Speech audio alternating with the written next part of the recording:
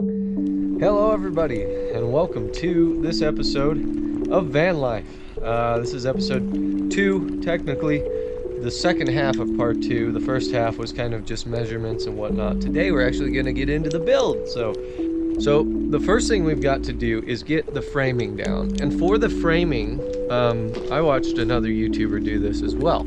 I have a pallet here. If you can get pallet wood and save you some money, because a lot of times people give these away free, I definitely recommend getting pallets for free because you can use them for the backing for this project. So these are going to be essentially the backbone of the floor and the walls and everything in the van. So that's what we're going to do. We're going to cut this pallet up into strips. I'm probably going to do 2-inch strips made out of this and glue it down and screw it into the floor. Okay, so as far as what you're going to need for screws, you're going to need at least 1.5 inch self-threading, self-drilling screws. The reason they have to be self-drilling is because you're working with metal. We're going to use silicone. This is construction adhesive. I will have links for everything I'm using in the description of this video. So Loctite construction adhesive. This is what we're going to put on the underside of our strips so that it's more secure. So Loctite's going to go on the underside of the strip, and then we're going to use our self-setting screws and drill it into the floor. This is the framing of the inside of the van, so it has to be secure. It can't move, it can't shift. This has to be solid. So alright, so once we have all the framing down, then I can start cutting to fit the actual base of the floor. So that's going to be where our OSB comes in. This OSB cost me $15.98, so 16 bucks for a sheet of OSB. And once again, I'm going to have the links for everything I'm using in the description. So sheet of OSB, this is just the first sheet. I've got another one over there to finish out the rest of this. So what we're going to do is once the framing is down, then I will start the cut process and the fit process of the floor. And then once that is done, I'll set it in and screw it down to the actual joists, our made up floor joists made out of this pallet. So yeah, let's get started. This is gonna be a process. This is gonna be a big process, so let's get into it. So the first thing you're gonna have to do is cut 2.5 inch strips out of the pallet that you have. I'm not gonna show all of the cuts that I made, but I cut a bunch of 2.5 inch strips and then laid them out all over the van. Shortly hereafter, I noticed that my phone fell off the top of my driver's side seat and shattered onto the ground.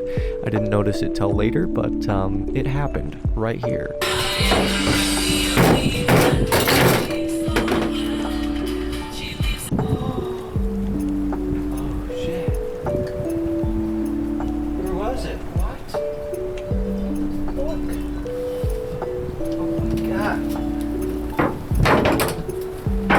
Yo, my phone, bro.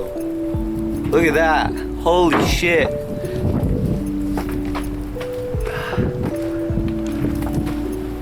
I didn't realize my phone hit the fucking ground, dude. Look at that. It still works, but Jesus Christ, it's fucked. It's so fucked. Liberty Mutual is all she talks about since we saved hundreds by bundling your home with auto insurance. Oh my God, I got that on video.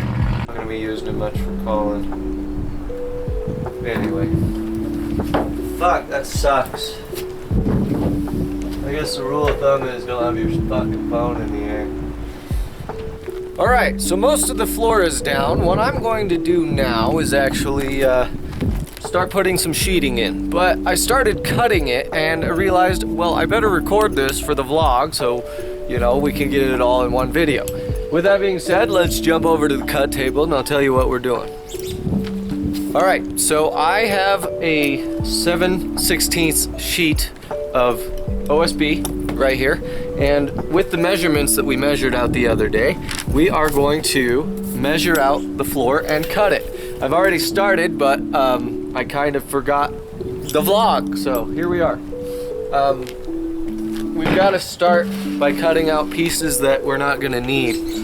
For example, there's the fuel tank right there that kind of has a bulge on the inside, we can cut that out and make a hole for it because it's not a needed space. So we're gonna make sure that the measurements are correct on that as far as our depth and our width. And then we can take that measurement to the plywood, measure that out, and then cut it. So we're gonna do that for multiple things, including the tie downs and the wheel well. So let's do it.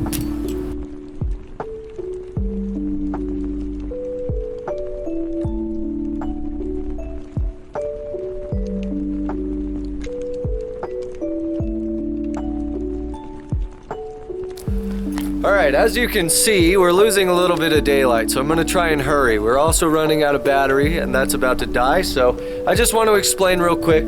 If you come across something in your floor that you need to drill for, you can measure it out, measure all the measurements from the length to the width, and then make sure that is laid out on your plywood. The next thing you're gonna need to do, if it's separate from your main floor and you can't cut on the edges from it, make sure you have a drill.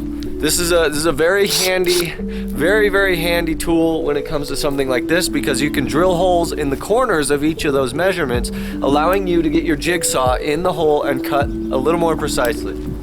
So your jigsaw blade will fit in the hole that you create in the corners of each mark. So that's pretty much it for today. We're gonna get this floor in. I'll try and get a video of it somehow. Okay. So I don't have much power left, but I wanted to show you our floor is now in. It looks gorgeous. It looks amazing in here.